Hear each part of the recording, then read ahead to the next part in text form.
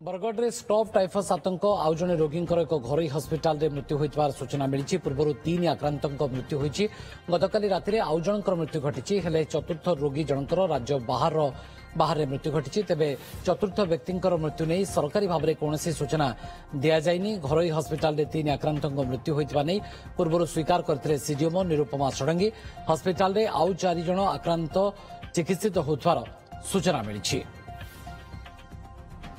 Report suspected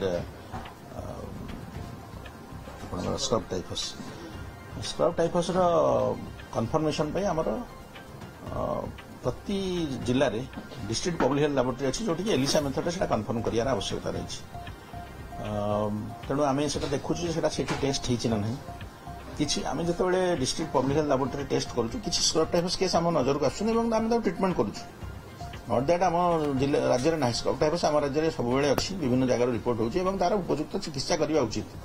प्राथमिक अवस्था उपयुक्त चिकित्सा कले से निश्चित भाव में कंट्रोल हो पारे। तार एंटीबायोटिक अच्छी जदि आप डेरी करेंगे आप रिपोर्ट करेंगे ना ताले रोगटा घातक हो पाए। तेणु आम जनसाधारण को अनुरोध करूँ जो जो एरिया टिक बाइट हो जंगलिया जगह जो जाऊँच फुल पैंट पिंधतु गम बुट टाइप जोता पिंधतु कि जदि बैट है आप निकटस्थ डाक्तखाना रक्त परीक्षा करातु। जल ज्वर पर लक्षण देखा चिकित्सा नि